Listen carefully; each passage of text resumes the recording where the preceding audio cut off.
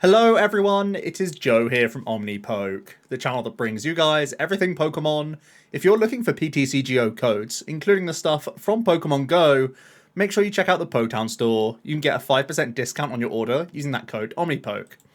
For today's video, we are going to be reviewing the Pokemon Go set review so that we can kick off with Lost Origin content from tomorrow.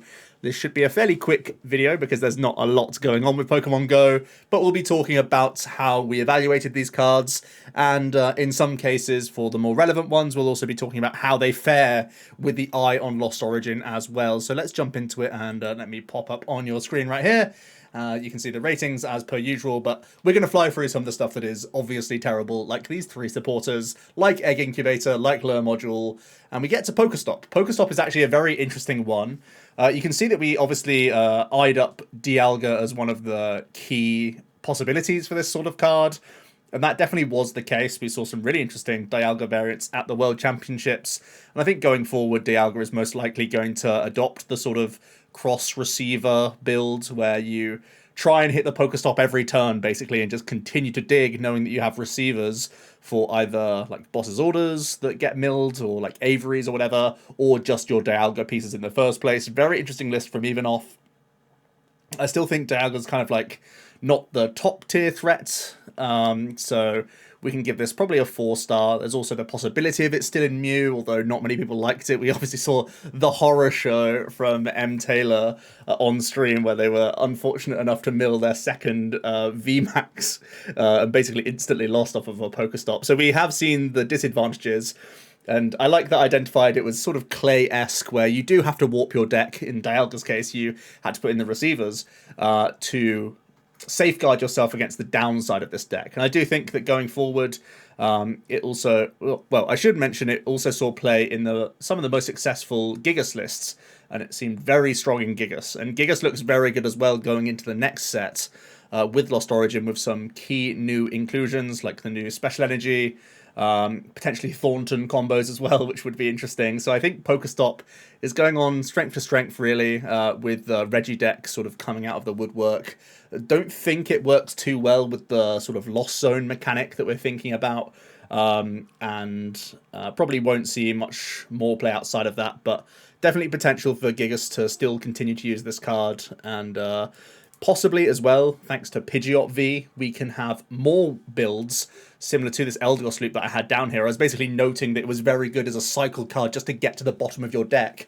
Pidgeot V is a way that you can prevent yourself from decking out. You can simply draw it for turn, bench it, and shuffle it back into your deck, put it back into your deck as your only card in deck each turn. So you can have a much less complicated loop than the Silene Palpad Yelcheer combo that we've seen with Mewtwo. And as long as you can win a Stadium War and don't get ruined by Path of the Peak, you can make sure that Pidgeot is the last card in deck all the time, and you can filter your way to the bottom of your deck, and then there could be some sort of attack that you're launching turn by turn, if it is an Eldegoss or this, that, and the other, to sort of be infinite. So I imagine there's going to be some control shenanigans afoot.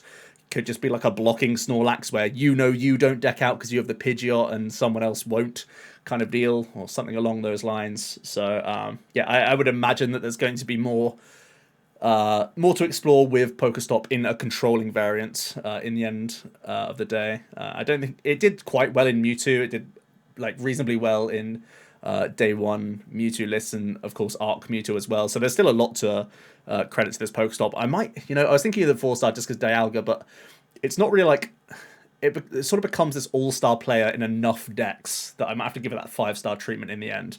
Because, like, you got Gigas, you got Dialga, you've got potentially new control stuff, you've got Mewtwo V Union stuff, although I do think Mewtwo V Union gets, like, terrible with the amount of one-hit KO that we're getting in the next set. We have, like, Zoroark, Kyurem, Giratina, lots of things that can O-hit KO the Mewtwo that I think it's going to be terrible going forward. But that's not to say that Pokestop in a new form of control won't be good. So I think I might have to give it a 5-star treatment because we have enough things, like especially now that we've seen cross receivers as a means of having items that sort of protect you in bad outcome situations. I think that could be deployed in other strategies as well. Let's go on to Executor, obviously terrible. Mewtwo, we gave that 3-star rating for the benefit of the doubt. And I just mentioned a few things coming out in Lost Origin that can offer way better one-hit KO potential than this. Unfortunately, your modifier is just too low. You do the 270, and 270 again is not the number you need. And having to claw out spaces for the belt, especially when you're a list that doesn't have, you know, a V-Star power that helps you draw cards or do this, that, and the other, you are just more clunky than other Stage 1 V-Stars out there. And Palkia can do easily enough damage, and now there's a whole host of other things that can get higher damage thresholds than this Mewtwo. There is, of course, the Clefairy coming out from the newest set, which could give some people reason to experiment with the Mewtwo, but I still don't think it's going to be very good, seeing as though we already had Luna Rock, which was probably on par with the Clefairy overall. Sort of less bursty than Clefairy, I guess you could say. But the Lunatone acted as a secondary attacker. I guess Clefairy could do so as well, but it's more vulnerable. But yeah, I don't foresee much reason for us to play the Mewtwo in the first place because, yeah, we have better things that can do this much or more damage going forward. Conkeldurr, terrible. Melmetal, terrible. Is there any reason to think about this card? I'm just thinking about the new metal synergy, like the Hisui and Goodra Stage 2, but no, this is not really worth it. Going ahead. Interestingly, some metal stuff has been doing well, but it wasn't this guy. It was actually the Aggron that did well at Worlds. Dragonite, yeah, we'll continue to give 1 star. Like I said, the damage output we can get from other things is just so much better, and the acceleration we have from other things is also just so much better than Draconic Star. Slacking probably goes down to that 1 star. Now, at Worlds, of course, Arkintel didn't do that much. But again, we just have an embarrassment of riches when it comes to needing higher damage output these days.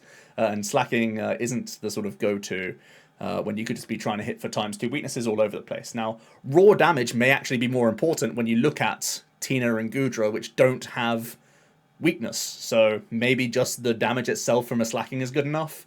But I think in that case, I would more prefer the Aggron anyway.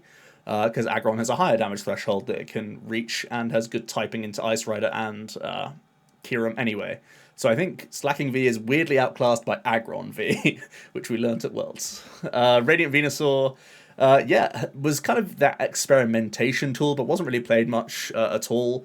There's a Breath of Life for this card, potentially with the Hisuian Arcanine deck, maybe, trying to recreate Granbull, where you have Grant and this Meowth that can allow you to get yourself down to 0 on most turns and sort of have that free energy attack the entire game, which could be interesting.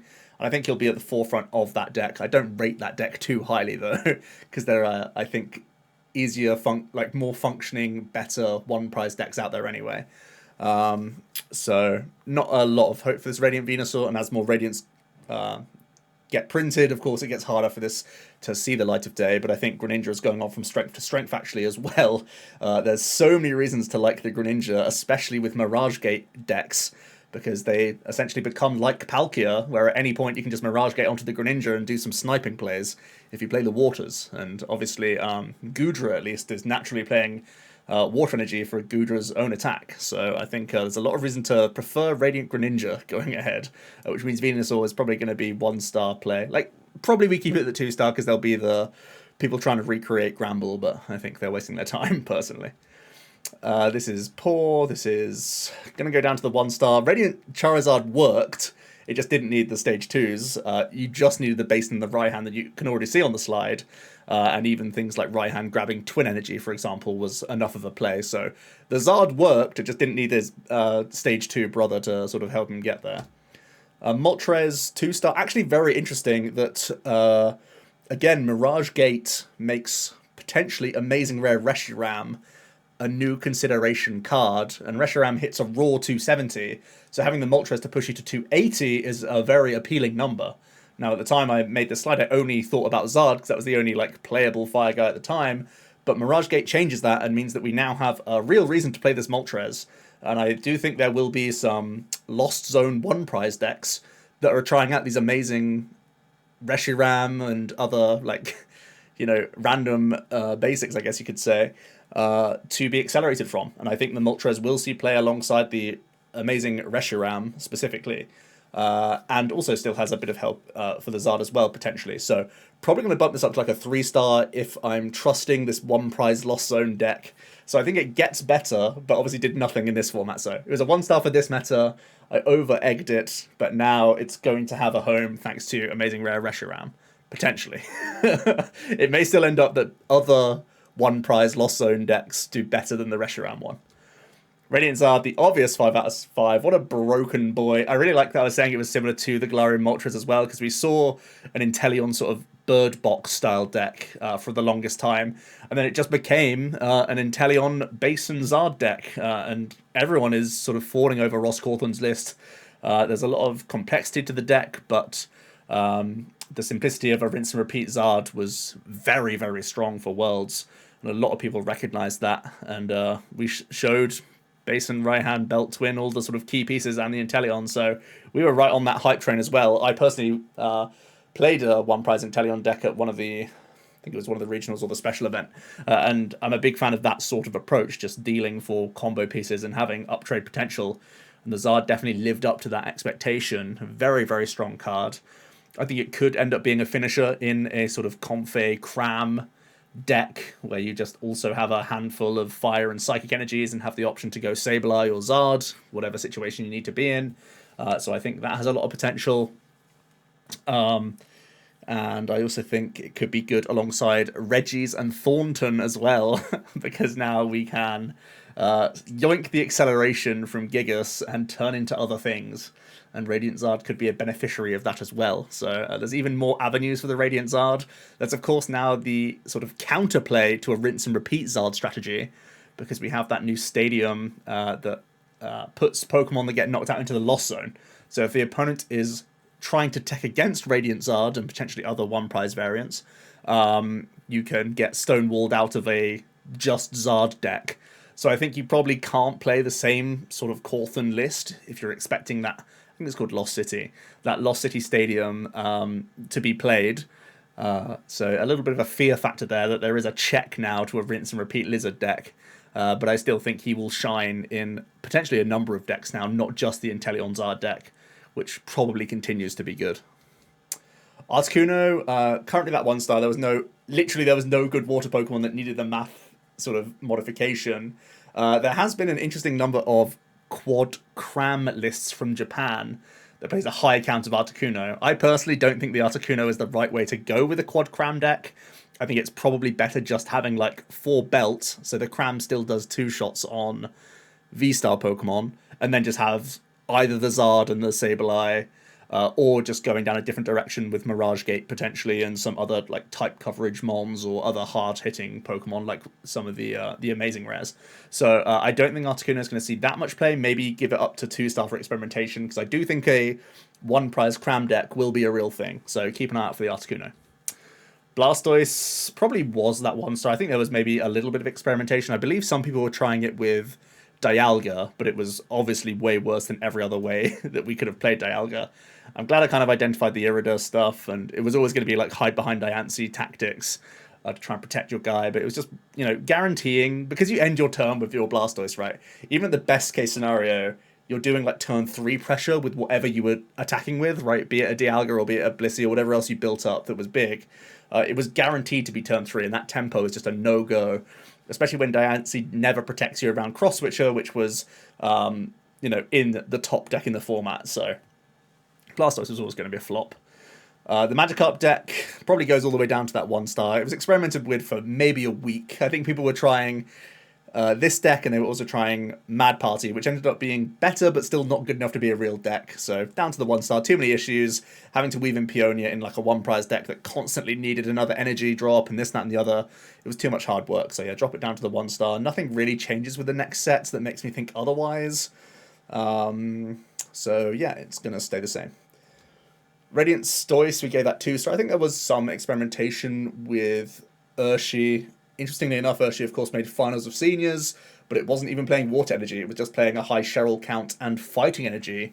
So it wasn't this heavy pump shot, like double gunner approach or whatever else that we were thinking about, like wombo combo, set up yoga loops all over the place. It's turned out to be too much work. So yeah, we're probably going to probably going to keep it at the 2 for experimentation. And it still, you know, has that potential out there. I think also with such heavy emphasis on a Comfey engine, potentially more lower hit point mons in the sort of card pool of available decks and whatnot. I think there could be a resurgence for this type of card. I think there's definitely a place for it. But at the moment, it didn't really hit the heights outside of experimentation. Slowbro, I gave a 3-star. Probably have to bump it down to a 2. The Zoro deck still wasn't good enough. And I think the Zoro deck struggles going into the next set because I've just gushed for a while about how much I like the Lost Zone Cram 1 prize deck. And that deck is probably going to outrace a Zoroark pretty well. Maybe the Slowbro keeps a Zoroark player in the race, potentially. But yeah, I still think that you're going to have a tough time against things like Giratina now, especially because you can't uptrade via weakness or gain any advantage there. You're going to get run through pretty quick. And yeah, Zoroark just still can't keep up with consistency. It commits too much space to Pokemon and is always going to suffer from that issue. Now, there is Arizu, the supporter, which could be really good in Zoroark, by the way. And I've always been a fan of Altaria as one of the like one-of stage 1s in Zoro. So having a Arizu to get you either just like fodder for your Zoroarks or just get you like lots of Cinccino's going or lots of Bibarels and Zoroarks going could be really cool. It's a very powerful card for evolving decks. So I would keep my eye on that, but still probably not going to be that sort of pole vault that Zoro really needs for consistency. Zapdos probably remains that 1-star. Ironically, Vikavolt did see play at Worlds from some of the top European players, but it did nothing, and I don't expect it to change, really. Luna Rock, we gave that 3-star. I think that's probably the safest place to put it. Like, it did achieve a genuinely high amount of like top 8 placements in online events, and there were even some notable players playing this 2 Worlds. They did poorly, of course. And I think it will probably continue to be in that vein. I don't think there's really anything from the new set that this deck specifically gains. You have to be a little bit concerned about other one-prize decks out there as well, because you can't really gain an edge against the likes of the Cram Comfey deck. And I think ultimately the Cram Comfey is probably going to overtake this Luna Rock one-prize approach. Because simply Comfey draws cards in the opening stages. You probably have a better engine than Luna Rock just immediately out the gate. And also, without the need for any energy in your deck whatsoever, the Cram deck can potentially have a lot more space for consistency that the Luna Rock really yearned for, to be honest. So, yeah, I expect this deck to probably go down in play from here on out, because there are new toys to experiment with, and that's all this ever was, really. Alone and Raticate was terrible. Ambipom was terrible. Bibarel. Is there any reason to think about this card? No, not really. Ditto probably goes down to the 2-star because Mad Party and Gyarados were both very short-lived decks. The Shedinja deck was still way too combo-orientated to be anything. Now, good news for Ditto is there's another great new one-prizer potentially that you can be transforming into, really, yoinking the attack of, and that's Spiritomb. Spiritomb can actually reach 280 pretty easily with Choice Belts, and it's what we were saying about it was everything we wanted out of the Gyarados deck, essentially. But you can actually Hisuian Heavy Ball every Spiritomb out of your prize cards and actually discard them pretty quickly, and you only need 4 in the bin. Because it's a 60 multiplier with 10 base. You do 4, 8, 12... No, it's a 60 multiplier, right? 6, 12, 18, 24, 25 with the base, and then 280 with the belt. So Ditto Tomb could easily be a one-prize deck going forward. I've got a suspicion that it's not going to be as good as the Cram builds. I'm really hyping up this one-prize Cram deck, but that's only because I've had to talk about it in the context of every card I've discussed so far. But yeah, I think it could fall prey to that, but it hits the magic number of 280, and Spiritomb is just like a good card anyway, because it has that really helpful ability that gets you sort of in the game at times. So I think a Ditto Tomb could easily be another one-prize deck in the mix. Radiant Eevee didn't end up seeing play in any sort of control deck, but again, I have my suspicions because of the Pidgeot V that control will be good next set. So we'll drop it down to like a 2-star experimentation card in non-Mewtwo V Union control decks, and I think there'll be a home for those next set. I'm really hyping the Pidgeot V as well. I think that's a very strong card. Snorlax, we gave the 4-star rating, and this is probably like the flop of our ratings so far, the one that we were furthest away on. because I was fully expecting this ability to be very difficult for people to get around. And interestingly enough, we're still very low on our switch outs, really. Most decks just play nets to move stuff, and then like one switch at most, or like one rope, or even cross switches as their only sort of moving options. So I expect block to be good. We even get the Misfortune Sisters in the next set, which can potentially even mill like switches out of deck or whatever, or ropes. I do think there's potential for higher switch outs in decks, especially those using the Confei engine, because you naturally want to get multiple dips on Confei. So maybe switch counts are going up at the same time as I think Snorlax could potentially be in a stronger position. But I still think there's a lot of power behind this card. We're going to have to drop it all the way down to like 2, 4, simply because Mewtwo V Union bullied out most other control decks, because Mewtwo V Union's a very difficult card to manage for control. It's got inbuilt acceleration, sprinkle damage that essentially gets around Miltank, and insane one-hit KO potential, which gets around any wall that you try and set up against them. So Mewtwo means that no other control deck can really survive, but now I think Mewtwo probably dies with the amount of one-hit KO that we have in the format, which opens the door for a Block Lax and other controlling decks to sort of roam again. So I would imagine this is going to see a lot more play in Lost Origin, but it's still speculative, so we'll give it the 2-star for now, but I still have my eye on this Block Lax. The ability is still absurd. So in summary, we kind of underrated Pokestop in the end. Never underestimate draw, I guess, is always the moral of the story. And everything else we're pretty close on. Like I mentioned a couple ups and downs here and there. But yeah, good discussion about Lost Origin. That's a bit of a primer for our Lost Origin set. Maybe you got some hints about what we're going to start rating things. Let me know your thoughts down below of how these cards are going to be interacting in the next set. And yeah, tomorrow it's the real set review. So I'll see you there. Cheers.